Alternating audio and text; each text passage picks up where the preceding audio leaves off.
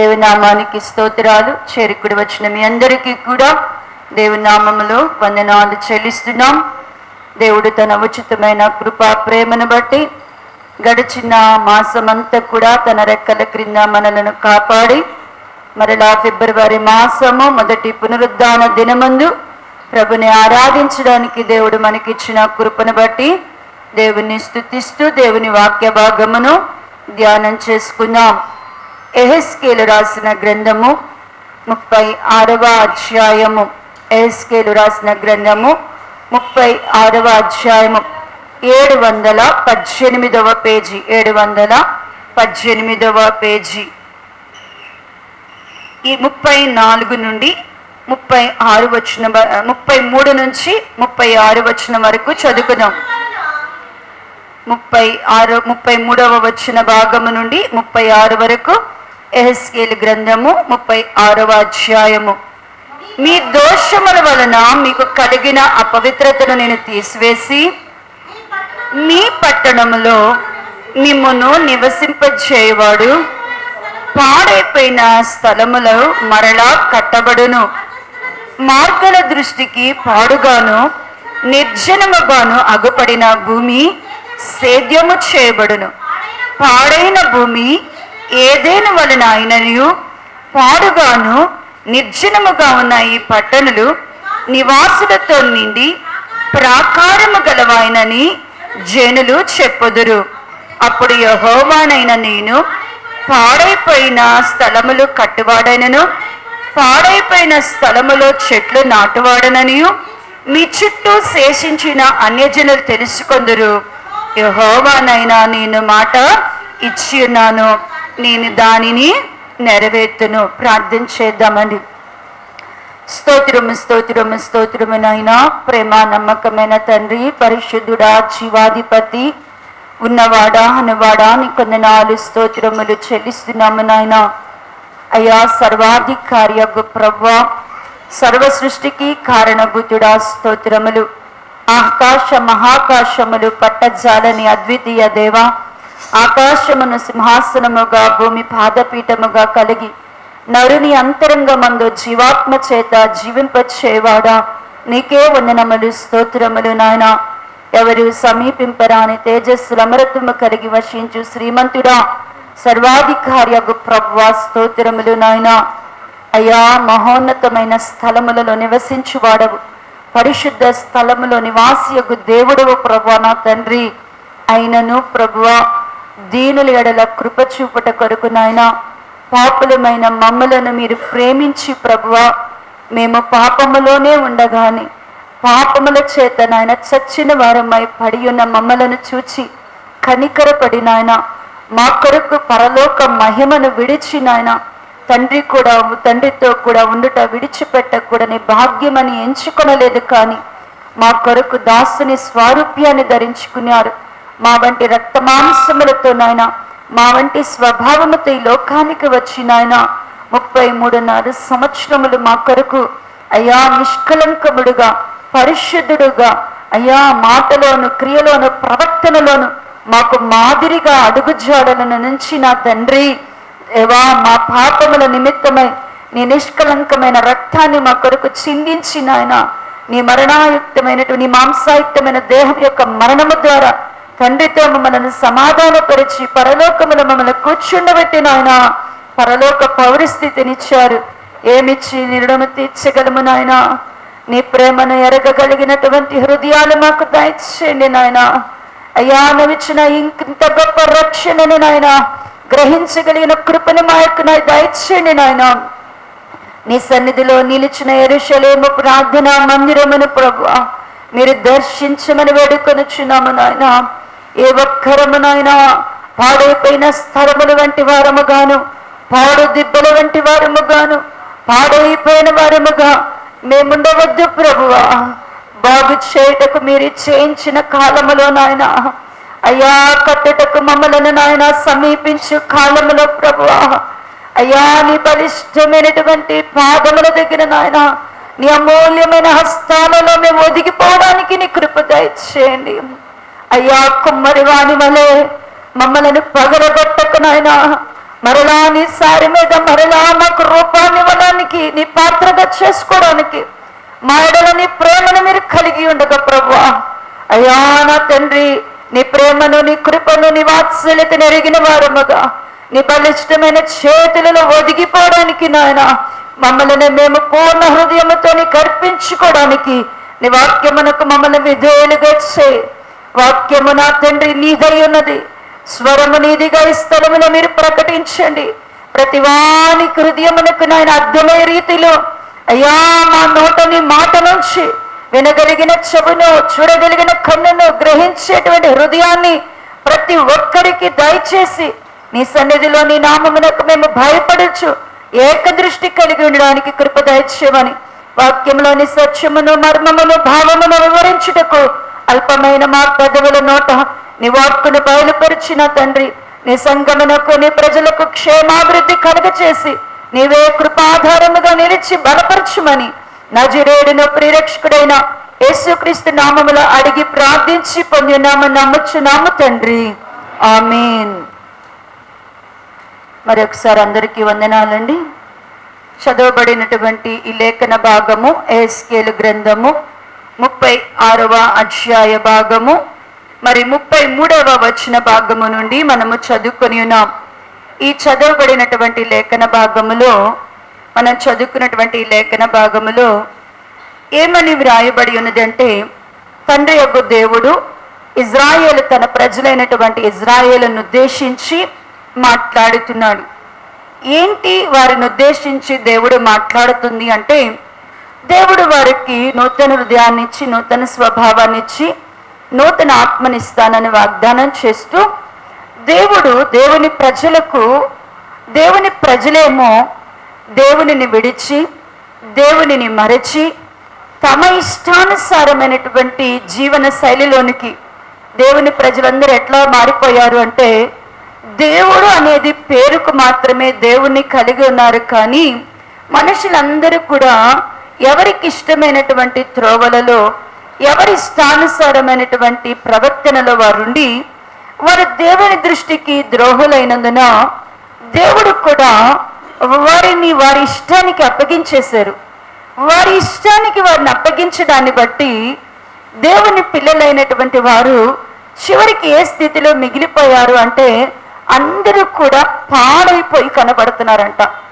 దేవుని ప్రజల యొక్క జీవితము ఎలా అయిపోయింది అంటే, దేవుని పిల్లలు ఎలా ఉన్నారు అంటేనట పాడైపోయి కనపడుతున్నారంట. వారు ఉండేటువంటి ప్రాంతాలు కూడా ఎలా ఉన్నాయి అంటే, వారు ఉండే స్థలము పాడైపోయిందంట, వారు ఉండే ఇండ్లు పాడైపోయినాయి అంట, వారి యొక్క జీవితాలు కూడా ఏమైపోయినాయి, వారి బ్రతుకులు కూడా ఏమైపోయినాయి అంటే పాడైపోయి ఉన్నాయి అంట. పాడైపోయిన దాన్ని బాగు చేయడం ఎంత కష్టమండి. బాగున్న దాన్ని వాడుకోవడం అయితే తేలికే, కానీ ఏదైనా అసలు ఒక వస్తువును మొదట తయారు చేయడం ఈజీయే. ఒక వ్యక్తి పాడైపోయిన దాన్ని బాగు చేయడం అనేది చాలా కష్టమైన పని, చాలా కష్టమైన పని. అయితే దేవుడు తన ఎంత కృప కలిగిన దేవుడు, మన యెడల ఎంత ప్రేమ కలిగిన దేవుడు అంటే, దేవుడు ఇక్కడ ఇజ్రాయేలుకు వాగ్దానం చేస్తూ ఉన్నాడు. ఏమని వాగ్దానం చేస్తున్నాడు అంటే, ఈ 33వ వచన భాగములు అంటాడు, అన్నాడు కదా, పాడైపోయిన స్థలములను మరలా కట్టుదును అంటున్నాడు. ఈ 33వ వచన భాగము నుండి 36వ వచనం వరకు పదే పదే దేవుడు మాట్లాడుతున్న మాట పలుకు ఏమై ఉన్నది అంటే, పాడైపోయింది, పాడైనది, పాడైపోయింది. అంతా కూడా ఏం కనపడుతుందంటే, చాలాసార్లు ఏవ మాట మీద నిలబడుతున్నాడంటే దేవుడు, పాడైపోయిన స్థలము, పాడైపోయిన నివాసము, పాడైపోయిన ఇండ్లు, పాడైపోయినటువంటి చెట్లు, అంటే చెట్లు కూడా అక్కడ ఉన్న చెట్లు కూడా నిర్జనమైపోయింది, పాడైపోయింది. అంతా కూడా ఎటు చూసినా కూడా ఏం కనపడుతుందంట, పాడైపోయి ఉన్నదంట. పాడైపోయిన దానిని దేవుడు ఏం చేయని ఉద్దేశించాడు, ఎలా ఉంచాలనుకుంటున్నాడు దేవుడు అంటే కనుక, మరలా కట్టెదను. నేను ఈ అధ్యాయాన్ని నిన్నటి దినాన్న కూర్చొని ధ్యానం చేస్తున్నప్పుడు అసలు నా హృదయంలో ఎన్ని ప్రశ్నలు, ఎన్ని జవాబులు పరిశుద్ధాత్మ దేవుడు మాట్లాడడం ప్రారంభించాడు అంటే, పాడైపోయినాయి అంటే అనగానే వెంటనే పాడైపోయిన స్థలము అనగానే వెంటనే నా ఆత్మకు ఒక ప్రశ్న, స్థలం మాత్రమేనా పాడైపోయింది? స్థలాలైనా పాడైపోయింది? ఇండ్లైనా పాడైపోయింది? ఈ రెండేనా పాడైపోయింది అనే ప్రశ్న వేశారు. అనగానే నా హృదయంలో నేను వెంటనే ప్రభుని అడుగుతున్నాను, కాదు ప్రభా ఇంకొంచెం ఉండుంటాయి అన్న, ఇంకా దాకా ఇంకేదో ఉన్నాయి అనుకున్నట్ట ప్రభా అన్న. నా ఆత్మలు అంటే మరి ఏమి పాడైపోయినాయో, అసలు ఏమేమి పాడై ఉన్నాయో నువ్వు గ్రహించావా అన్నాడు. అప్పుడు దేవుడు దాని గురించి మాట్లాడడం ప్రారంభించాడు. రెండవది పాడైపోయిన స్థలాల గురించి కదా నేను ఇప్పుడు వివరించాలి అంటే, మళ్ళీ పాడైపోయిన వాటిని గురించి ధ్యానింపజేసి మరలా అనే మాటను మాట్లాడుతున్నాడు. మరలా, వన్స్ మోర్ అనే ఛాన్స్ ఉంటే ఎంత బాగుంటుంది లైఫ్లో. ప్రతి ఒక్కరికి కూడా ఏం కావాలని కోరుకుంటాం? ఇంకొక అవకాశం, ఇంకొక్కసారి మరలా అనే అవకాశం నాకు ఇస్తే, మరలా అనేటువంటి దాని దేవా నువ్వు వాగ్దానం చేస్తే నా జీవితంలో మరలా అనేది నాకు ఒకటి వస్తే ఎంత బాగుంటుంది అంటే అప్పుడు విన్నాను. నేను మరలా ఏమిస్తాను? మళ్ళా ప్రశ్న, నేను మరలా ఏమిస్తాను?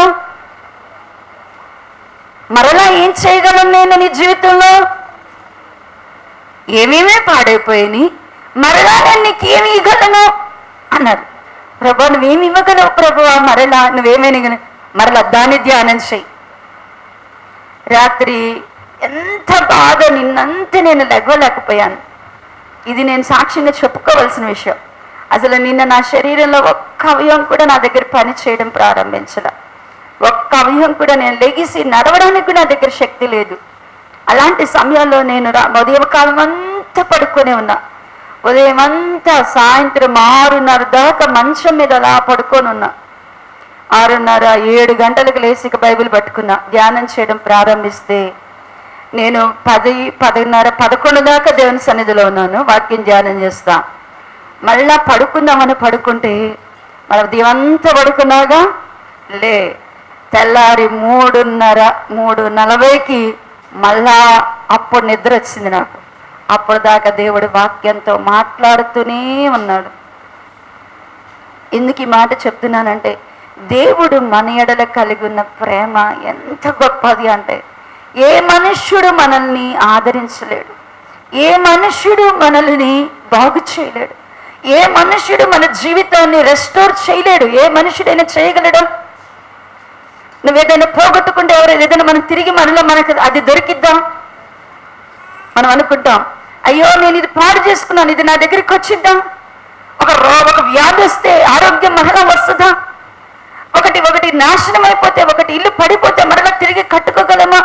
అయితే దేవుడు గొప్ప దేవుడు అంటున్నాడు కదా, నేను మరలా ఇవ్వగలిగిన దేవుడను, పాడైపోయిన దానిని కట్టగలిగిన వాడను. మరలా దేవుడు అంట ఇవ్వగలిగిన దేవుడంట. ఇచ్చి ఎలా మనల్ని ఉంచగలడో దేవుడు నాతో రాత్రి కాల సమయంలో మాట్లాడుతుంటే నా హృదయానికైతే చాలా సంతోషం. ఎప్పుడెప్పుడు మీతో పంచుకోవాలా ఈ మాటలన్నీ కూడా ప్రభు నీ శక్తితో నన్ను నిలబెట్టి, నిన్నన్నట్టు నేను ఉండకూడదు, ఇవాళ మాత్రం నీ మాటలన్నీ నీ సంఘంతో చాలా శక్తితో పంచుకోవాలని మాత్రం దేవుని సన్నిధిలోనికి వచ్చినాను. ప్రియులారా, ఒక్కసారి మనలో నన్నేసిన ప్రశ్నలు మనం వేసుకుందాం. నా జీవితంలో ఏమి పాడైపోయినాయి? ఒకవేళ ఎప్పుడైనా పాడైపోయిన వాటిని గురించి ఎప్పుడైనా ధ్యానం చేసావా? నా జీవితంలో ఇది పాడై ఉందా?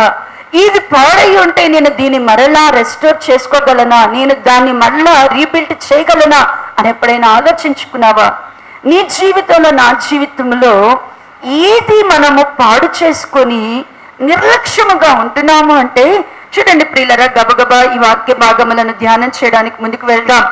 కీర్తనల గ్రంథము 11వ అధ్యాయము, కీర్తనల గ్రంథము 11వ అధ్యాయము, కీర్తనల గ్రంథము 11వ అధ్యాయము 3వ వచన భాగమును చదవ. పునాదులు పాడైపోగా నీతిమంతులు, పేజ్ నంబర్ 457వ పేజీ. పునాదులు పాడైపోయి ఉండగా నీతిమంతులు ఏమీ చేయగలదు. ఏం పాడైపోయి ఉన్నాయంట? ఏం పాడైపోయినాయంట? నా జీవితంలో దేవుడు ఒక మాట నాకు ప్రశ్న వేసాడు కదా, స్థలాలు మాత్రమేనా పాడైపోయింది?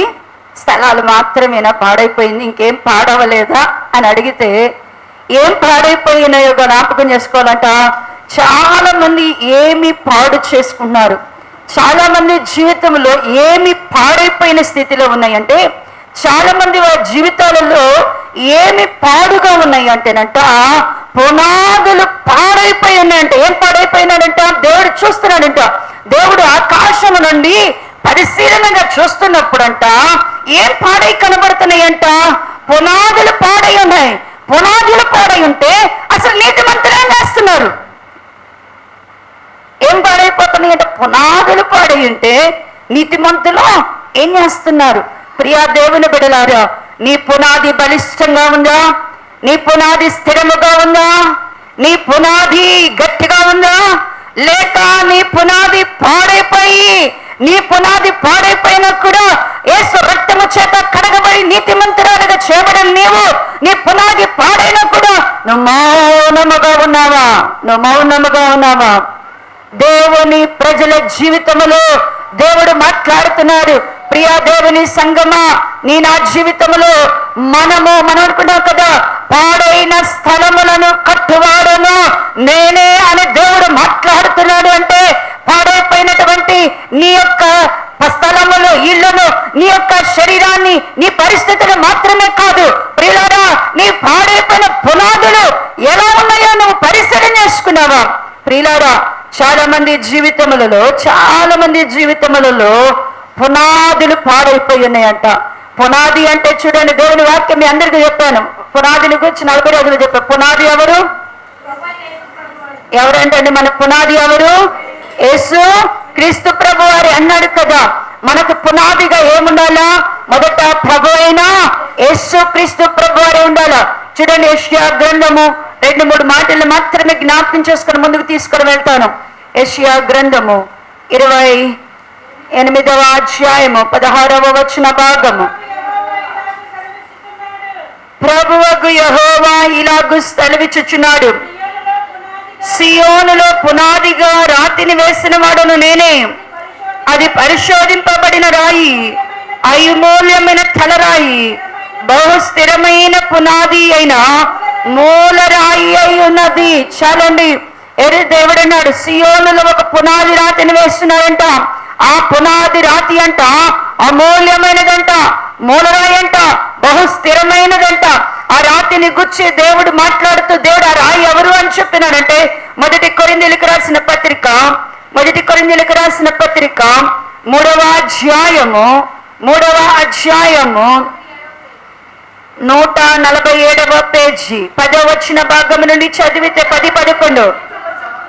దేవుడు నాకు అనుగ్రహించిన కృప చొప్పున నేను నేర్పరి అయిన శిల్పకారుని వలె పునాది వేసి తిని, మరి ఒకడు దాని మీద కట్టుచున్నాడు. ప్రతివాడు దాని మీద ఎలాగూ కట్టుచున్నాడో జాగ్రత్తగా చూసుకొనవలెను. వేయబడినది తప్ప మరి ఒక పునాది ఎవడును వేయనేరుడు. ఈ పునాది యేసు క్రీస్తే. మన పునాది ఎవరై ఉండాలా? ప్రభు. ప్రియులారా, చాలా మంది జీవితాల్లో పునాదులు ఏమైపోయినంట? పాడైపోయినాడంట. పునాదులు ఎందుకు పాడైపోయినాయి అంటే, యేసు క్రీస్తు ప్రభువారిని చాలా మంది ఏం చేస్తున్నారంటే అలక్ష్యం చేస్తున్నారు. పునాదిగా ఉన్న క్రీస్తును మర్చిపోతున్నారు. పునాది మూలరాయైన ఆయనను, ఆయన మీద తమ యొక్క జీవితాలను, ఆయన మీద తమ ఆలోచనలు, ఆయన మీద తమ పనులను, ఆయన మీద తమ ప్రవర్తనను ఆధారంగా చేసుకోవటం లేదు. ప్రియా దేవుని బిడ్డలారా, దేవుని పిల్లలమైనటువంటి మన జీవితాలలో పునాదిగా క్రీస్తు ఉన్నాడా? నీ జీవితంలో నిజముగా క్రీస్తు పునాదిగా ఉన్నాడా? ఆయనే నాకు పునాదన్ని చెప్పగలవా? ఆయనే నాకు మూలమని చెప్పగలవా? ఆయనే నా ఆలోచనకర్తమని చెప్పగలవా? ఆయన నన్ను నడిపించేవాడు ఆయనే అని నువ్వు చెప్పగలవా? ఆయన చిత్తాన్ని నేను చేస్తున్నానని ధైర్యంగా చెప్పగలవా? ఎవరు? అందుకని అంటాడు, దేవుని పిల్లలైనటువంటి వారికి పునాది ఎవరై ఉండాలా? క్రీస్తు అయి ఉండాలా. యేసు ప్రభు వారు లేకుండా పునాది మీద మరి వేయకుండా, పునాది మీద ఇల్లు కట్టకుండా ఇసుకలో ఒక ఆయన ఇల్లు కట్టాడంట. పునాది లేకుండా ఇసుకలో ఇల్లు కట్టాడంట. వానలు వచ్చినాయి అంట, వరదలు వచ్చినాయి అంట. ఆ ఇంటి మీద వడిగా కొట్టగానే ఇసుకలో కట్టబడింది ఏమైపోయింది అంటేనంట, పాడైపోయిందంట, పడిపోయిందంట. పునాది మీద కట్టబడిన ఇంటి మీద ఎన్ని తుఫానులు వచ్చినా, ఎన్ని వడిగలిగినటువంటి సుడిగాలులు వచ్చినా, ఆ ఇల్లు పునాది మీద ఉంది కాబట్టి, బండ మీద ఉంది కాబట్టి అదేమై ఉందంటేనంట, నిలబడి ఉందంట. ప్రియులారా, నీ జీవితంలో క్రీస్తును నువ్వు ఆధారంగా చేసుకుంటున్నావా? ఆయన చిత్తం చేసే వారిలోనే పునాది ఉంటుంది. ఆయన చిత్తం చేసే వారిలోనే ఏముంటుంది కనపడుతుందంట, పునాది అంట. పునాది అంటే యేసుక్రీస్తు ప్రభు వారే ఉండాలి నీ జీవితంలో. పునాది అంటే ఆయన చిత్తమే నువ్వు చేయాలా. పునాది అంటే అంటాడు కదా, అపోస్తులు వేసిన పునాది అని రాయబడింది. ఇంకో దగ్గర ఏం రాయబడింది, అపోస్తులు కూడా పునాది వేశారు. అంటే అపోస్తులు చెప్పిన బోధ. మనం ఏమనాలా, అపోస్తుల పునాది అంటే యేసుక్రీస్తు ప్రభు వారు ఏదైతే అపోస్తులకు పరిశుద్ధాత్మ ద్వారా శిష్యులకు నేర్పించారో, ఆ బోధని మనకి ఏదైతే వారు ప్రకటించారో, ఆ బోధ ప్రకారం మనం నడుచుకుంటే మనలో ఏమున్నట్లంట, పునాది ఉందంట. పునాది చాలా మంది జీవితాల్లో ఇప్పుడు ఏమైపోయిందంటే, ఏం పాడైపోయి కనపడుతుందంట, పునాది పాడైపోయిందంట. ప్రియులారా, పునాది పాడైపోతే కట్టుకోవా, పునాదిని బాగు చేసుకోవా అన్నాడు కదా. పునాదులు పాడైపోయి ఉంటే నీతిమంతులు అసలు ఏం చేస్తున్నారు నీతిమంతులైన వాళ్ళు? ప్రశ్న, నీ పునాది బాగుందా? నీ పునాది కూడా పాడైందా? నా జీవితంలో ప్రభువే, నీ ప్రతి పనికి ప్రభువే ఆధారంగా ఉన్నాడా? నీ ప్రతి ఆలోచనకి ప్రభువే ఆధారంగా ఉన్నాడా? నీ ప్రతి మార్గానికి ప్రభువే ముందున్నాడా? నీ ప్రతి కార్యములో, నీ మాటలో, నీ ప్రవర్తనలో, నీ యొక్క పద్ధతిలో, నీ ప్రతి విషయములో ప్రభువే పునాదిగా ఉన్నాడా? పునాదులు పాడైపోయినాయి. చాలా మంది జీవితంలో ఏం పాడైపోయినాయి? పునాదులు పాడైపోయినంట. దీన్ని బాగు చేసుకోవా? ఈ పునాదిని బాగు చేసుకోకుండా పునాదిని అలాగే పాడుగా పెట్టేస్తావా? దేవుడు మాట్లాడుతున్నాడు, పాడైపోయిన పునాదులు మరలా బాగు చేయబడాలి. రెండవది ప్రియులారా, మొదటి రాజుల గ్రంథము 18వ అధ్యాయం. మొదటి రాజుల గ్రంథము 18వ అధ్యాయం. మొదటి రాజుల గ్రంథము 18వ అధ్యాయము. 18వ అధ్యాయము 30వ వచన భాగము నుండి చదవండి. ఈసరమ్మ 299వ పేజీ. 299వ పేజీ చదవమ్మా. అప్పుడు ఏలియా, నా దగ్గరకు రండని జనులందరితో చెప్పగా జనులందరూ అతని దగ్గరికి వచ్చిరి. అందరి కింద పడద్రోయబడి ఉన్న యెహోవా బలిపీఠమును బాగు చేసి యెహోవా వాక్కు ప్రత్యక్షమై, నీ నామము ఇజ్రాయేలునగనవని వాగ్దానము నొందిన యాకోబు సంతతి గోత్రముల లెక్క చొప్పున 12 రాళ్లను తీసుకొని ఆ రాళ్ల చేత యెహోవా నామమున ఒక బలిపీఠమును కట్టి దాని చుట్టూ 2 మానికలు గింజలు పట్టునంత లోతుగా కందకం ఒకటి త్రవ్వించి కట్టెలు క్రమముగా పేర్చి ఎద్దును తుణుకలను కోసి ఆ కట్టెల మీద ఉంచి జనులు చూచుచుండగా మీరు 4 తొట్ల నిండా నీళ్లు నింపి దహన బలి పశుమాంసము మీదను కట్టెల మీద మోయడని చెప్పాను. చాలండి. ఇక్కడ రెండవ పాడైపోయినది ఏం కనబడుతుంది అంటే, ఏలియా కాలమునకు వచ్చే తలకి ఇజ్రాయేలు ప్రజలు దేన్ని పాడు చేసుకున్నారు అంటే ఇజ్రాయేలు ప్రజలకు అతి ప్రాముఖ్యమైనది ఏంటి అంటే వారి దోష పరిహారము నిమిత్తము, వారి యొక్క పాప పరిహారము నిమిత్తము. ప్రియులారా, ఈ చదువుబడినటువంటి లేఖన భాగములో మొదటి రాజుల గ్రంథము 18వ అధ్యాయము 30వ వచనము 31 వచనాలు చదివితే అక్కడ ఇజ్రాయేలు ప్రజలకు అతి ప్రాముఖ్యమైంది. వారు దేనిని విడిచినా దేనిని మరిచినా ఒకటి మాత్రం ఎప్పుడు చేస్తారు. ఏంటి అంటే కనుక బలిపీఠాలు కట్టి వాళ్ళు దేవునికంట ఏమి ఇవ్వడానికి ఇష్టపడతారు అంటేనంట దహన బలులను అర్పిస్తారంట. దేవుడు చాలాసార్లు కూడా యెషయా ప్రవక్త ద్వారా మొదటి అధ్యాయంలో కూడా రాస్తూ మీరు కోడలను అర్పించటం ఎలా, మీ దహన బలులు మీ నైవేద్యములు ఎందుకు, నాకు అసహ్యము అంటున్నాడు. అయితే ఈ బలిపీఠం మీద బలులు అర్పించేటువంటి బలిపీఠం మీద వాళ్ళకు ఒక విధి కట్టడం ఏంటంటే బలిపీఠం మీద ఎప్పుడు అగ్ని ఏమవ్వకూడదు, ఆరిపోకూడదు. బలిపీఠం మీద అగ్ని ఎప్పుడు కూడా మండుచూ ఉండాలి.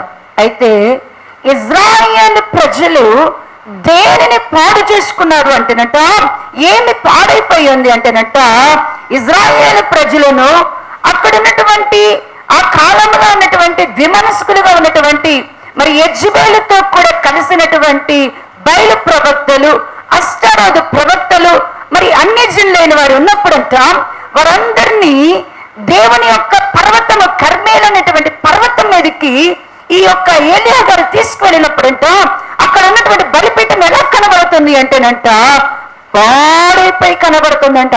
అక్కడ రాళ్ళు క్రమముగా లేవంట, కట్టెలు లేవంట. ఆ బలిపీఠం అంతా కూడా ఏమైపోయిందంటేనంట పడద్రోయబడి ఉందంట. ఈ పడద్రోయబడినటువంటి బలిపీఠమును చూసి మొదట బలిపీఠం మీద బలులు అర్పించలేదంట ఏలియా గారు. బలిపీఠం మీద ఎట్లా ఉంటారో చేయలేదంట.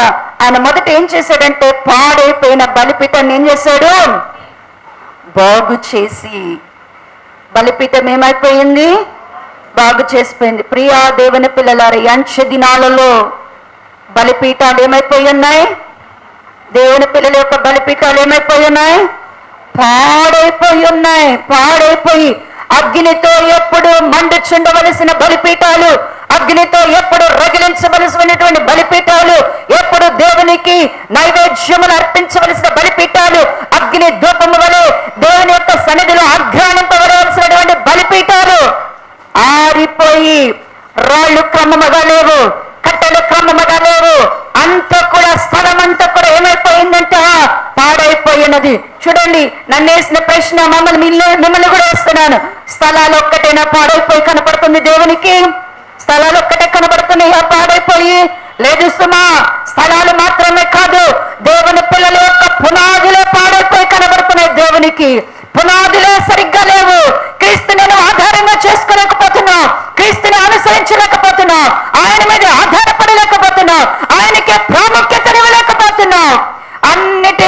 అంతటిలో ఆయనకు ప్రాముఖ్యతనివ్వాల్సిన సంఘము దేవుని యొక్క అభిష్టం ఏమైనది అంటే, దేవుని యొక్క అభిష్టం ఏమైనది మన ఎడల చూడండి. కొలస్సీలకు రాసిన పత్రికలో ఒక మంచి మాట ఉంటుంది, మీ బైబిల్ ఎప్పుడు అండర్లైన్ చేసుకోవాలా. కొలస్సీలకు రాసినటువంటి పత్రిక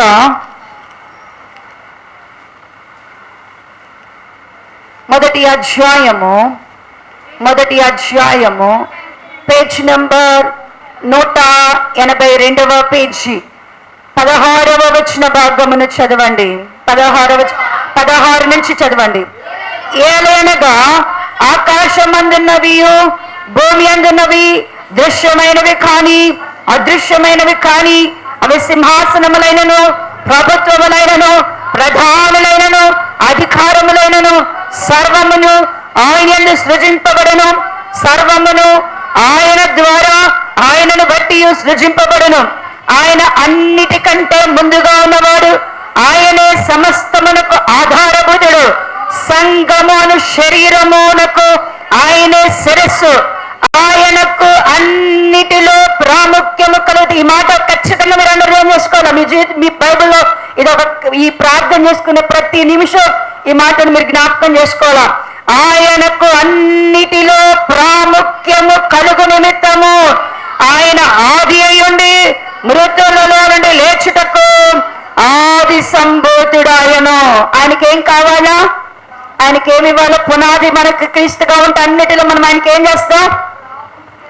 అన్నిటిలో మనం ఆయనకి ఏం చేస్తాం? అర్థమవుతుందమ్మా? చెప్పే మాట అర్థమవుతుందా మీ అందరికీ? దేవుని నిజముగా మనకి పునాది సరిగ్గా ఉంది అంటే మనం అన్నిటిలో ఆయనకి ఏం చేస్తాం? ప్రాముఖ్యతనిస్తాం. చాలా మంది దేవునికి ప్రాముఖ్యత లేదు, దేవునికి విలువ లేదు, దేవునికి స్థానము లేదు, దేవుని యొక్క నడిపింపు లేదు, దేవుని యొక్క చిత్తము లేదు, దేవుని యొక్క బోధ లేకుండానే ఎవరి ఇష్టానుసారముగా వారు పునాదిని పక్కన పెట్టి ఇసుకలో కట్టినట్లుగా తమ జీవితాలను కడుతున్నారు. ప్రియులారా, పునాదులు పాడై ఉంటే ఏం చేయగలం? పునాదులను బాగు చేసుకోవాలా? ఇక్కడికి వచ్చేసరికి బలిపీఠం కూడా ఏమైపోయిందంట? ఇజ్రాయేల్ యొక్క బలిపీఠం అంతా పడిపోయింది. ఇజ్రాయేల్ యొక్క బలిపీఠం అంతా పడద్రోయబడి ఉంది. రాళ్ళు క్రమంగా లేవు, రాళ్ళు ఎక్కడెక్కడ విసిరివేయబడినట్లున్నాయి, కట్టెలు అక్కడక్కడ పేర్చబడినట్లున్నాయి. బలిపీఠము పాడైపోయింది. బలిపీఠము అంటే ప్రియులారా, బలిపీఠము అంటే ప్రార్థనా జీవితము. బలిపీఠము దేనికి సాదృశ్యముగా ఉన్నదంటే ఇజ్రాయేల్ ప్రజల ప్రార్థనా జీవితానికి, ఇజ్రాయేల్ యొక్క దేవునితో సహవాసానికి అది సాదృశ్యముగా ఉన్నది. బలిపీఠము మండాలి అంటే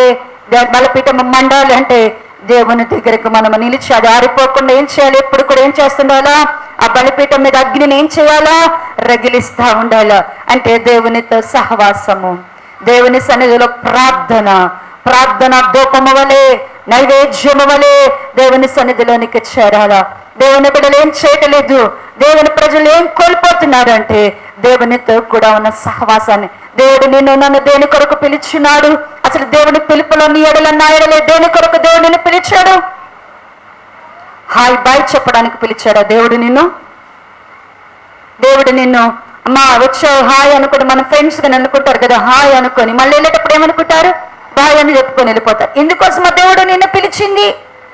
నిన్ను ఎందుకు దేవుడు తన కృప చేత తన రక్తం ఇచ్చి విలువ పెట్టి పాపినైనా నిన్ను, నీ పాపాన్ని నా కుమారుని నేను భరిస్తాను, నీ పాపాన్ని కుమారి నేను భరిస్తాను, దానికి శిక్ష నేను అనుభవిస్తాను, నువ్వు నా దగ్గర ఉండు అని ఆయన మన పాప భారాన్ని ఆయన మోసి ఆయన ఎందుకు విలువ పెట్టి కొనింది? ఎందుకంటే 1 కొరింథీయులకు రాసిన పత్రిక 1వ అధ్యాయము 9వ వచన భాగమును చదివితే, 1 కొరింథీయులకు రాసిన పత్రిక 1వ అధ్యాయము 9వ వచన భాగము 146వ పేజీ, 146వ పేజీ.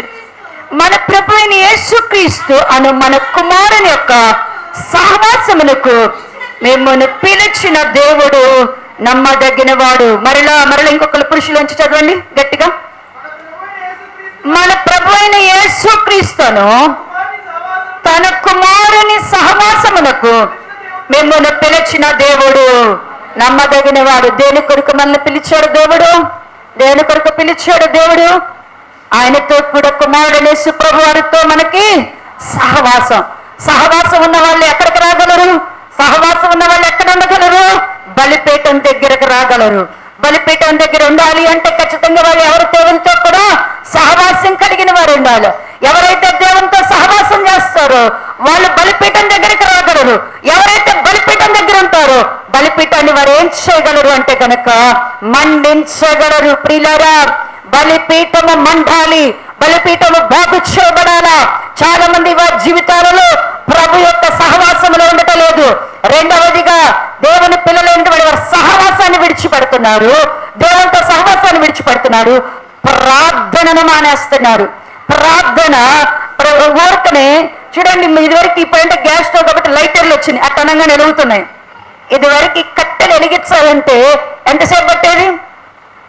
కట్టెలు వెలిగించేటప్పుడు కట్టెలు పోయి వెలిగించాలి అంటే మీరు అట్టనంగానే ఒక అగ్గిపుల్ల ఏంగానే మండిపోతుందా? ఎవరు మండించలేరు. ఒక అగ్గిపుల్లతో ఎవరు 4 కట్టెలు ఎవరు మండించలేరు. చిన్నగా ఒక కాగితం వెలిగించాలా, దానికన్నా ఏదో పెట్టాలా, కిరసనాయిలో పోయాలా, అది పోదాలా, అన్ని అంటుకున్న దాకా దాన్ని ఏం చేయాలా? నిలబడి మండించాలా. మన ప్రార్థన కూడా లైటర్లు ప్రార్థన, గ్యాస్ స్టవ్లు ప్రార్థనలు వచ్చినాయి. ఏంటంటే అట్టనంగానే వెలిగించడం, ఇట తెప్పంగానే ఆపేయడం అన్నట్టుగా. బలిపీఠమును మండించాలి అంటే ఖచ్చితంగా నీ శక్తిని, నీ జ్ఞానాన్ని, నీ సమయాన్ని ప్రార్థనలో ఉండాలా. ప్రార్థన అంటే ఏంటి? ప్రార్థన అంటేనే హృదయాన్ని దేవుని దగ్గర కృమ్మరించినప్పుడే నీ ప్రార్థనకు పరిపూర్ణత. నీ హృదయంలో సగం పెట్టుకొని, నీ హృదయంలో 2 మాటలు పెట్టుకొని, నీ హృదయం హృదయంలో మాట్లాడాల్సింది దేవునితో మాట్లాడకుండా, చెప్పాల్సింది చెప్పకుండా, నీ ఆలోచన నీ తలంపు దేవునితో షేర్ చేసుకోకుండా, నన్ను కాపాడావు నీకు వందనాలు, ఇవాళ కూడా కాపాడు నీకు వందనాలని వెళ్ళిపోతావా? అది కాదు. నీ హృదయంలో ఉన్న భారం అంతా దించడమే ప్రార్థన. నీ హృదయంలో ఉన్న ఆలోచనని దేవుడితో పంచుకోవడమే ప్రార్థన. నీ హృదయంలో ఉన్నటువంటి నీ లోపాలు, నీ అంతరంగం, నీ హృదయం నీ మీద చేసే దోషారోపణలన్నిటిని ఒప్పుకొని పూర్తిగా, అయ్యా ఈ దినం నీ సన్నిధిలో నా స్థితి అంతా నేను ఒప్పుకున్నాను, నేనేది దాచుకోలేదు ప్రభువా, నేను ఖాళీ అయిపోయాను, ఇంకా నీ దగ్గర చెప్పవలసింది దాచుకున్నది నా దగ్గర ఏమి లేదు, నేను యథార్థమైన హృదయంతో నీ సన్నిధిలో కనబడుతున్నాను. ఎవరు ఖాళీ హృదయాలు ఖాళీ చేసుకుంటారు. దేవుని దగ్గర ఎవరి హృదయాలలో ఉన్నటువంటి సంగతులన్నీ ఖాళీ అయిపోయి దేవునికి నేను చెప్పుకున్నానని సంతృప్తి వస్తుందో అదే నీకు ప్రార్థన. ఆ రోజు అనేది ప్రార్థన. చాలా మంది హృదయాలలో సంగతులన్నీ ఎక్కడ నిండిపోతున్నాయి? పశ్చాత్తాపం హృదయంలోనే ఉంటుంది. పశ్చాత్తాపం అనేది పశ్చాత్తాప పడకుండా, ఒప్పుకోడు పాపాలు ఒప్పుకోలేకుండా, ఆయన ముఖ కాంతిలోని రహస్య పాపాలన్నిటిని దేవుని సన్నిధిలో కన్నీటితో కడుగుకోలేక, దేవుని యొక్క ఔన్నత్యమును కొనియాడలేక, దేవదూతల వలె స్తుతించవలసిన మహోన్నతమైన నామమును ఆయన స్తుతించకుండా, నువ్వు దేని రాజుల కొరకు, దేశముల కొరకు, మనుషులందరి కొరకు ప్రార్థించవలసిన నీవు ప్రార్థనలో ఎక్కడో ఏదో చేయకుండా ఊరకని యేసు నామములో అడుగుతున్నాను. ప్రార్థన బలిపీఠాలు బాగు చేయబట్టలా, బలిపీఠాలు మండింపబడటలా, బలిపీఠాలలో శక్తి ఉడట్లా. ప్రియులారా, నువ్వు ప్రార్థన చేసేటప్పుడు నీ శక్తి వినియోగపరచబడుతుందా?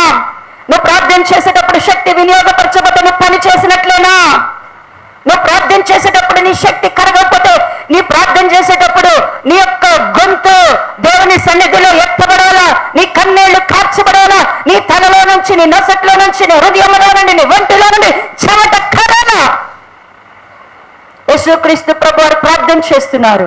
యేసుక్రీస్తు ప్రభువారు భారం కలిగి ప్రార్థన చేస్తున్నారు.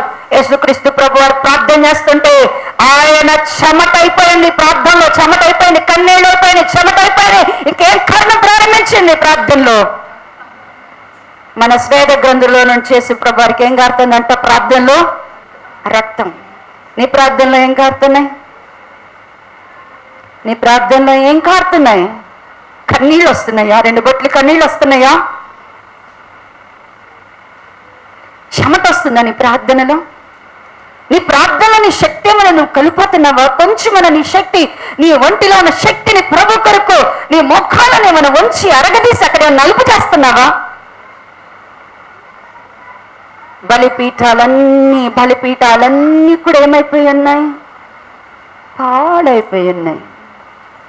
బలిపీఠాలు పాడైపోతే, బలిపీఠాలు బాగు చేసుకోకపోతే జయం ఎక్కడొస్తుంది? జయం ఎక్కడొస్తుంది? ఇజ్రాయేలు పక్షముగా వ్యాజ్యమాడువాడు నీ పక్షముగా వ్యాజ్యమాడి నీ పక్షముగా నేనున్నానని దేవుడు నిలబడాలంటే బలిపీఠాలు బాగు చేయబడాలా? నీ పక్షముగా నేనున్నాను, ఎవరున్నా లేకపోయినా, నా కుమారుడా, నా కుమార్తె, నీ పక్షముగా నేనున్నానని ప్రభు నీ పక్షంగా తోడుగా రావాలి అంటే నీ బలిపీఠం ఏం చేయబడాలా? బాగు చేయబడాలా? పునాదులు పాడైపోయినాయి, బలిపీఠాలు పాడైపోయినాయి. బలిపీఠాలను ఏం చేయాలా? బాగు చేసుకోవాలా? మనం చదువుతున్నప్పుడు పాడైపోయిన స్థలాలు కట్టాను అంటే ఎంత మంచి వాగ్దానం కదా. అసలు పాడైపోయినాయి కట్టడం అంటే అది సాధ్యమా? అది దేవుడే పూనుకుంటానని వాగ్దానం చేశాడు కదా. నా జీవితము పాడైపోయింది, నేను ఎన్నో సంవత్సరాలు నష్టపోయాను మనం అనుకుంటుంటాం కదా. చాలా సార్లు అనుకుంటుంటాం, అయ్యో నా యవ్వన కాలంలో నేను సరిగ్గా నా తల్లిదండ్రులు చదివించినప్పుడు చదువుకోలేదు, నేను ఉద్యోగ ప్రయత్నం చేసేటప్పుడు నేను సరిగ్గా ఉద్యోగ ప్రయత్నం చేయలేదు, అయ్యో నా తల్లిదండ్రులు చెప్పిన మాట నేను వినలేదు, నా యొక్క దేవుడు నాకు చూపించిన మార్గంలో నేను నడవలేదు, అయ్యో ఆ రోజున నేను చెప్పిన మాట వినుంటే, నేను సమయాన్ని సద్వినియోగపరుచుంటే, నేను ఆ పని చేయకుండా ఉంటే, నేను నిర్ణయాన్ని దేవుని చిత్తానికి లోబడి ఉంటే నా బ్రతికెంత ఆశీర్వాదకరంగా ఉండేది, ఒక ఏదైనా తోటలాగా నేను ఉండేదాన్ని కదా. ఎప్పుడైతే పాడైపోయాను, నేను ఇప్పుడు పాడైపోయిన నేను తిరిగి ఆ కాలాన్ని సంపాదించుకోలేను, ఆరోగ్యాన్ని సంపాదించుకోలేను, ఆ యొక్క భవిష్యత్తు నేను, ఆ యొక్క ఆశీర్వాదాన్ని సంపాదించుకోలేను, ఆ స్థితిని నేను సంపాదించుకోలేను అని మనం కృంగిపోతూ ఉంటుంటే దేవుడు ఏమంటున్నాడు? అయ్యో నా కుమారి, పాడైపోయానని ఎందుకు దిగులు పడుతున్నా? నేను మళ్ళా నిన్నేం చేస్తానంటున్నాను? నీకు ఉద్యోగం పొందే అర్హత సాయి నీకు లేకపోవచ్చు, దానికి తగిన సదుపాయాన్ని దేవుడు ఇవ్వగలిగిన దేవుడు, దానికి తగినటువంటి కృపను ఇవ్వగలిగిన దేవుడు. నువ్వు ఆరోగ్యాన్ని పోగొట్టుకొని ఉండొచ్చు, నీకు ఆరోగ్యం లేకపోయి ఉండొచ్చు. ఇది అయ్యో నాకు ఆరోగ్యం ఉంటే ఎంత బాగుందో అనుకోవచ్చు. నేను పాడైపోయాను, నా నడినెత్తి మరి కాళ్ళ వరకు కొంచెమైన శ్వాస. అయితే దేవుడు మరలా నీకేమి ఇవ్వగలడు? ఆరోగ్యాన్ని ఇవ్వగలడు. నువ్వు నమ్మాల. నీ జీవితంలో మరి అవి వాటిని చదువుతున్నప్పుడు నీ జీవితానికి ఎంత ఆహ్లాదకరంగా ఉంటుంది. మరి నీ పునాదులు పాడు చేసుకుంటే దేవుడు అంటున్నాడు, నువ్వేం చేస్తున్నావు? నా రక్తము చేత ఉచితంగా నీతిమంతుడిగా చేశాను, నువ్వేం చేస్తున్నావు? నీ పునాది పాడైపోతే. పునాది బాగుంటేనే ఒక వ్యక్తి కట్టడం బాగుంటుంది, ఒక వ్యక్తి జీవితం బాగుంటుంది. పునాది క్రీస్తుగా లేకుండా నువ్వేమన్నా చేయి, అది మరి పేక మేడల్లాగా కూలిపోతాయి.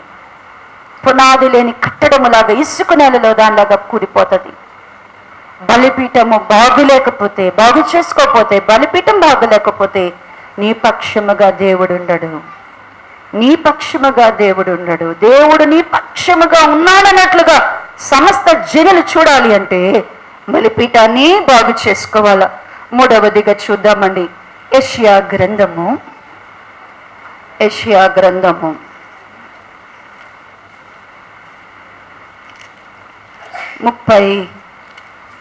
32వ అధ్యాయము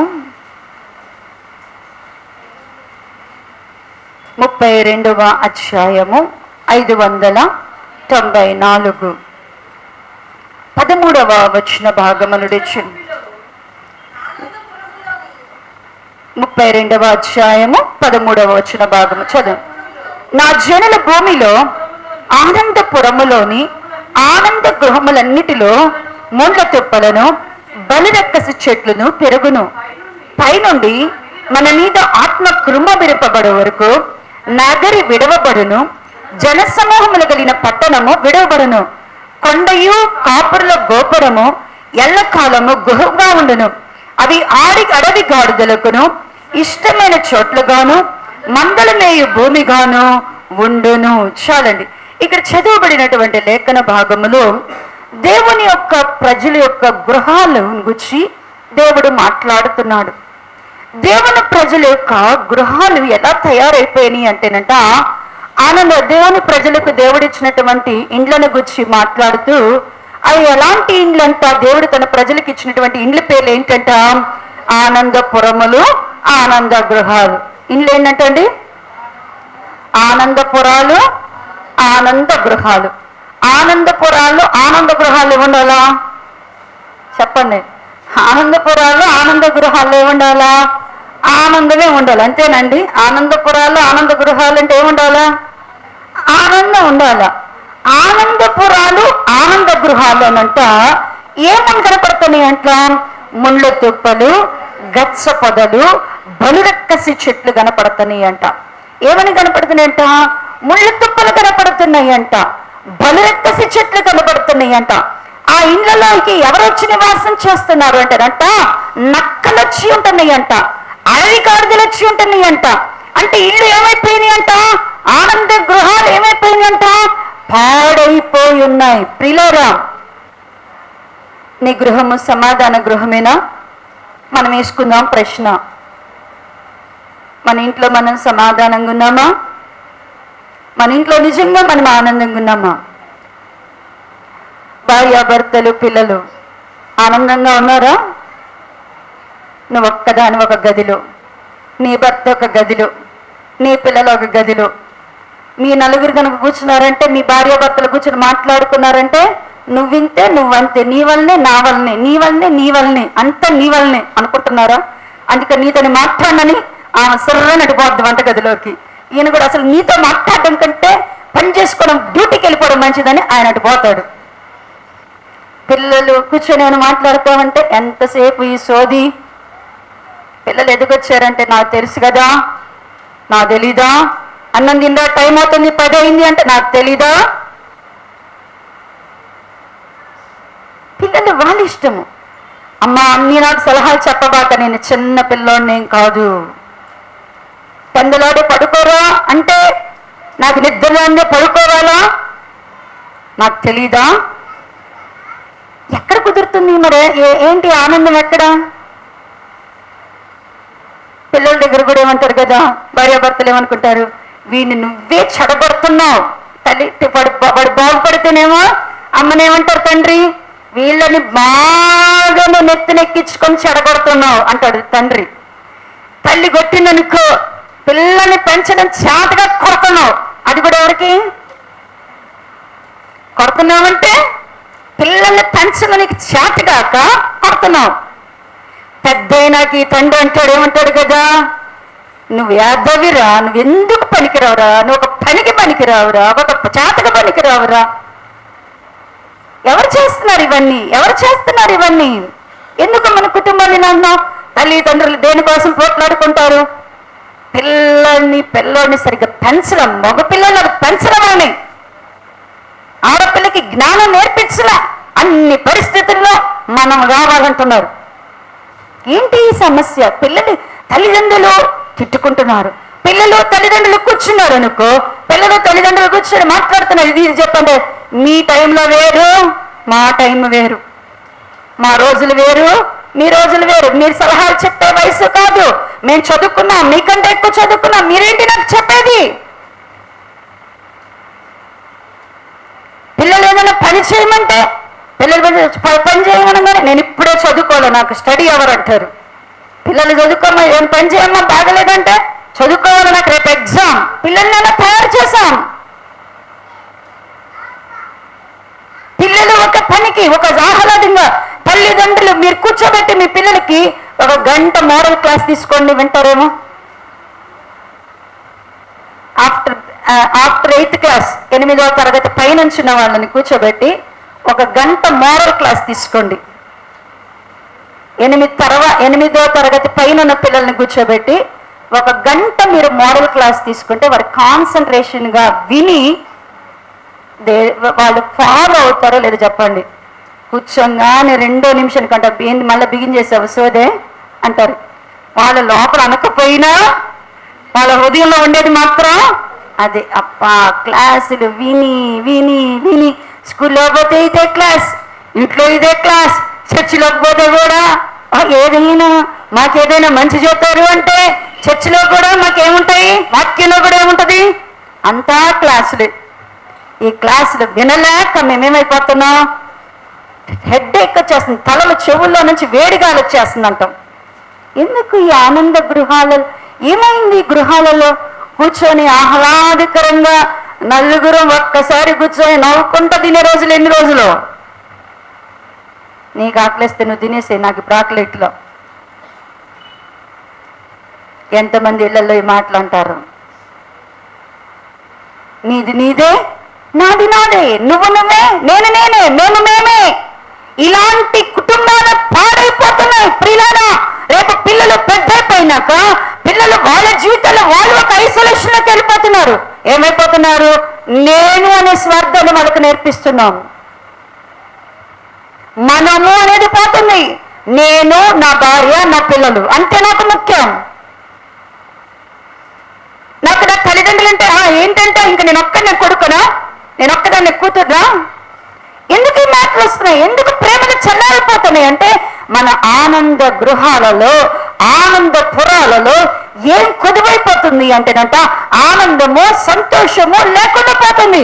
గృహాలు కూడా ఏమైపోతున్నాయి అంట, పాడైపోయి కనబడుతున్నాయి. గృహాలు కూడా ఏమైపోతున్నాయి అంట, పాడైపోయినాయి అంట. ఇప్పుడు పాడైపోయినటువంటి గృహాలు బాగు చేసుకోవాలా, గృహాలు కూడా ఏం చేసుకోవాలా, పునాదులు బాగు చేసుకోవాలా, బలిపీఠాలు బాగు చేసుకోవాలా.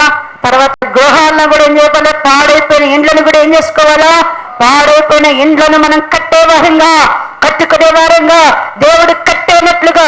చూడండి 61వ యెషయా గ్రంథంలో రాస్తూ అంటాడు, 61వ యెషయా గ్రంథంలో రాస్తూ,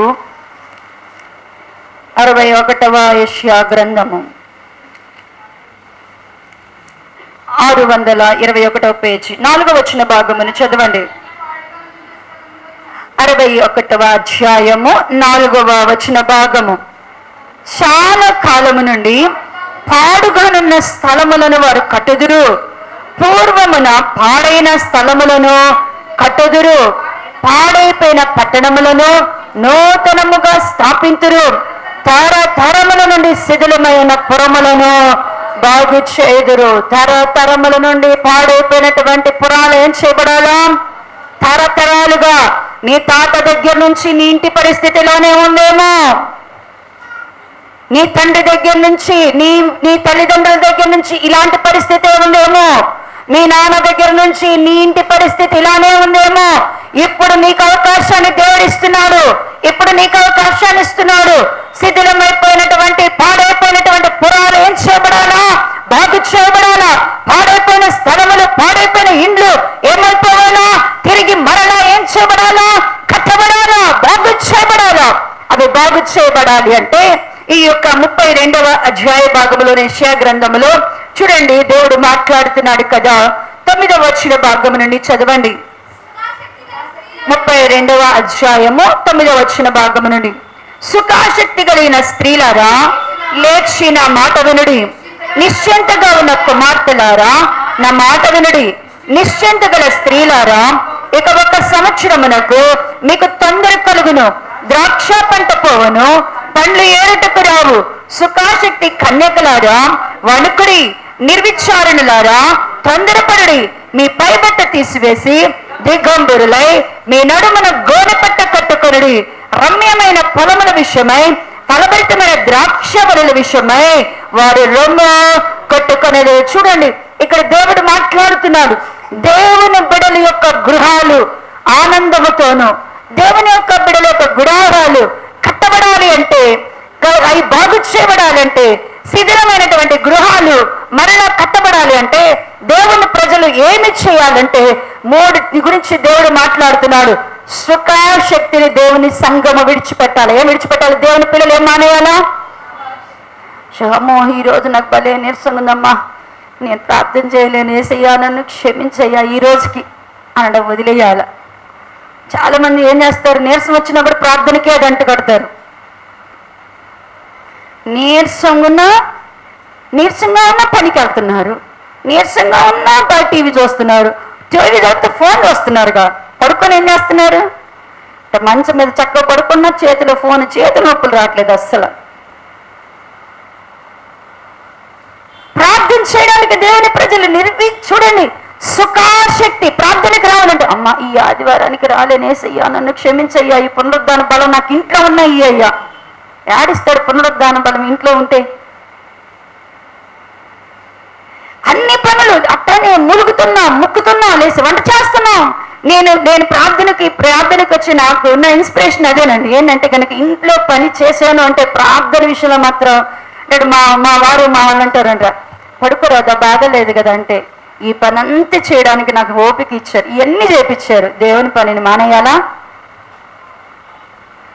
ఇంట్లో మూలుగుతా వంట చేస్తున్నాం, ఇంట్లో మూలుగుతా బట్టలు ఉతుకుతున్నాం, ఇంట్లో మూలుగుతా అందరికి కావాల్సినవి చేస్తున్నాం. దేవుని మందిరానికి కాళ్ళ నొప్పులు, దేవుని మందిరానికి రావడానికి ఒళ్ళు నొప్పులు, దేవుని మందిరానికి రావడానికి జ్వరము, దేవుని మందిరానికి రావడానికి నీరసము, దేవుని మందిరానికి రావడానికి రకరకాల జబ్బులు. కారణాలు చెప్పబాకండి. సుఖాశక్తిని వదిలిపెట్టేసేయండి. నిశ్చింతగా ఉండడం మానేయండి. నిశ్చింతగా ఏదైతే అది. నిశ్చింత అంటే ఏంటి? ఏదైతే అది. నిర్విచారంగా ఉండడం, ఏమైనా కూడా నిర్విచారంగా అంటే దేవుని భయం లేకపోవడం. రాబోయేటువంటి విషయంలో నేను ఒక సహోదరి చెప్తుంది, దేవుని బిడ్డలు జ్ఞాపకం చేసుకోండి, ఒక్క ఆదివారం మానేస్తే సంవత్సరంలో చాలా ఆదివారాలు మానేస్తావు. ఒక్క శుక్రవారం మానేస్తే ఎన్ని శుక్రవారాలు? ఈ రోజు బాగాలేక రేపు మానేస్తావు, రేపు బంధువులు వస్తారు వచ్చే శుక్రవారం. ఆ పైన నీకు వేరే ఊరు ప్రోగ్రామ్ ఉంటుంది, ఆ పైన ఇంకొక ప్రోగ్రామ్ వస్తుంది, ఆ తర్వాత నీకు బిజినెస్ వస్తుంది, ఆ తర్వాత ఇంకొకటి. ఒక్క రోజున మానేస్తాం ప్రారంభించావా? ఒక్కరోజు సాతానికి మనం అవకాశం ఇచ్చావా? బాగాలేదనో, ఆటంకమనో, ఉద్యోగమనో, వ్యాపారమనో ఒక్కరోజు మానేస్తే నిర్విచారముగా ఉండవద్దు ప్రియులారా, నిశ్చింతగా వద్దొద్దు. అదే అదే అదే అదే జరిగి చివరికి దేవునికి నీకు మధ్యన అనుబంధం, దేవునికి నీకు మధ్యన ధైర్యం, నా దేవుడు నా పక్షముకున్నాడు, నేను నా దేవుని సన్నిధిలో ప్రార్థించాను, అనుకున్న దినముందు నా ప్రార్థన ఆలకించిన దేవుడు రక్షా దినముందు నన్ను ఆదరిస్తాడు, ఉద్ధరిస్తాడు, నా ధైర్యాన్ని నువ్వు కోల్పోతావు. ఎందుకేం గుర్తొస్తుందంటే అసలు నేను దేవుని మందిరానికి వెళ్ళి ఎప్పుడు ప్రార్థన చేశాడు దేవుడు నా పక్షంగా నిలబడడానికి? నియామక దినాలను నిర్లక్ష్య పెట్టవద్దు. దేవుడు ఏర్పాటు చేసిన దినాలను దేవుడు నా దేవుని సన్నిధికి రాకుండా మానవద్దని విలాప వాక్యములో దేవుడు మాట్లాడుతున్నాడు. దేవుని బిడ్డలైనటువంటి వారు సుఖాశక్తిని వదులుకోకపోతే, నిర్శంతగా ఉండడమును వదులుకోకపోతే, నిర్విచారమైన స్థితిని వదులుకోకపోతే, ఈ మూడు కలిసి వెరసి దేవుని పిల్లలను ఏం చేసినాయి అంటే వాళ్ళకున్న ఫలభరితమైన భూమిని, వాళ్ళ ఇంట్లో ఉన్న సంతోషాన్ని, వాళ్ళ ఇంట్లో ఉన్న ఐక్యతను, వాళ్ళ ఇంట్లో ఉన్నటువంటి ఆనందాన్ని దుష్టుడు ఏం చేస్తున్నాడంట? దేవుని సన్నిధికి రాలేదు, నువ్వు ప్రార్థన తగ్గిపోతుంది.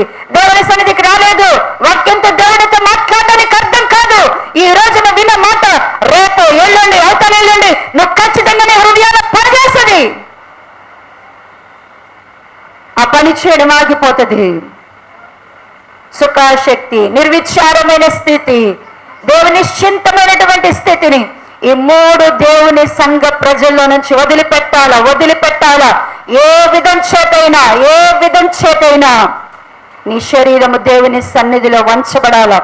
ప్రభువా, నేను నాకు ఇచ్చిన నియామక దినాల్లో నీ సన్నిధిలో నేను ఉంటాను, నీ మందిరంలో నేను ఉంటాను ప్రభువా, నీ నామమును బట్టి ప్రార్థన చేస్తాను ప్రభువా, నా శరీరాన్ని ఉంచుతాను, నా బలహీనతను ఉంచుతాను, నా వ్యాధిని ఉంచుతాను, నా దురవస్థను ఉంచుతాను, నా దుర్మత్తనతో నాకు కలిగినటువంటి ఏదైనా నీ సన్నిధిలో ఉంచుతానని ఎప్పుడైతే తీసుకొచ్చి ఉంచుతామో అప్పుడంట మన గృహాల్లో ఆనందం వస్తుందంట.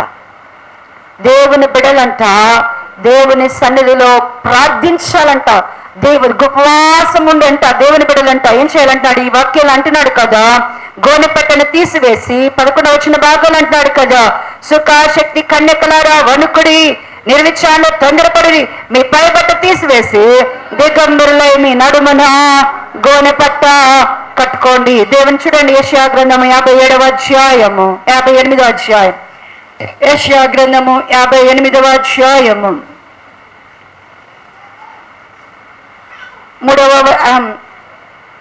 5వ వచన భాగమును చదవండి.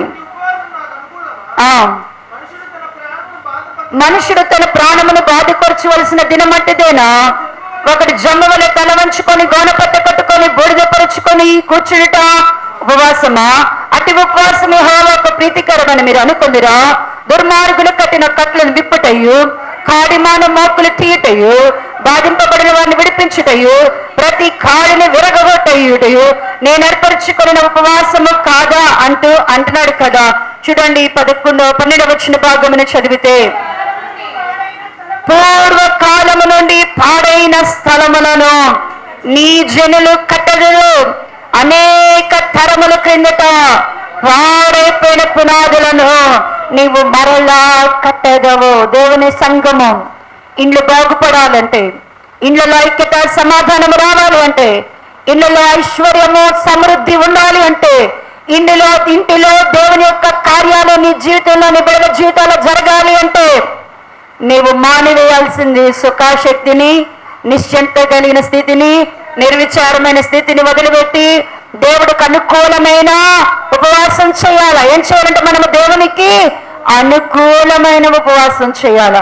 దేవునికి అనుకూలమైన ఉపవాసములో దుర్మార్గుడు కట్టిన కట్లు తెంచబడాలా, కాడిమాన మోక్కులు తీయబడాలా, బాధింపబడి వారు విడిపింపబడాలా, ప్రతి కాడి కూడా ఏం చేయబడాలా?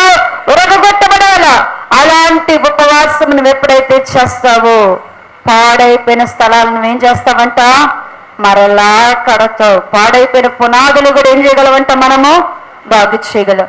ప్రియా దేవుని బిడలారా, పాడైపోయిన వాటిని మరలా దేవుడు ఏం చేస్తానంటున్నాడు? కడతాను. పాడైపోయిన దాన్ని దేవుడు ఏం చేస్తానంటున్నాడు? మరలా కడతాను అంటున్నాడు. ప్రియులారా, ఆయన కడతానని వాగ్దానం చేశాడు. నువ్వేమి పాడు చేసుకున్నావో నువ్వు తెలుసుకున్నావా? నీలో ఏం పాడైపోయినా తెలుసుకున్నావా? దేవుని బిడ్డల జీవితాలలో పునాదులు పాడైపోయి ఉన్నాయి, బలిపీఠాలు పాడైపోయినాయి, ఇండ్లు కూడా ఏమైపోయినంట, నివాస స్థలాలు కూడా ఏమైపోయినట్ట, పాడైపోయి ఉన్నాయి. కుటుంబాల ఐక్యత, సమాధానములు లేక, కుటుంబాల ఆశీర్వాదముతో నింపబడకుండా పాడైపోయి ఉన్నాయి. ఇక పాడైపోయి పడిపోయినది ఒకటి, అది నేను చెప్పను, దేవుని చిత్తమైతే వచ్చే వారం చెప్తాను. ఇంకేం పాడైపోయినంటే గోడలు కూడా పాడైపోయి ఉన్నాయంట. గోడలు పడిపోయి పాడైపోయి ఉన్నాయంట. పాడైపోయినాయంట? గోడలు కూడా పడిపోయినాయి అంట. గోడ లేకపోతే, ప్రహరీ లేకపోతే ఏంటి? ఎంత ఇండ్లు బాగున్నా ప్రహరీ లేకపోతే ఏమైపోతుంది? కంచె లేకపోతే ఏమైపోతుంది? ప్రాకారం లేకపోతే ఏమైపోతుంది? ఏవేవో వచ్చేస్తాయి. దేవుని బిడ్డల యొక్క గోడలు కూడా ఏమైపోయినాయి అంటేనంట, పడిపోయినారంట. అవి వచ్చే వారం ధ్యానం చేసుకుందాం. కళ్ళలో ఉంచినట్లయితే ప్రార్థన చేసుకుందాం.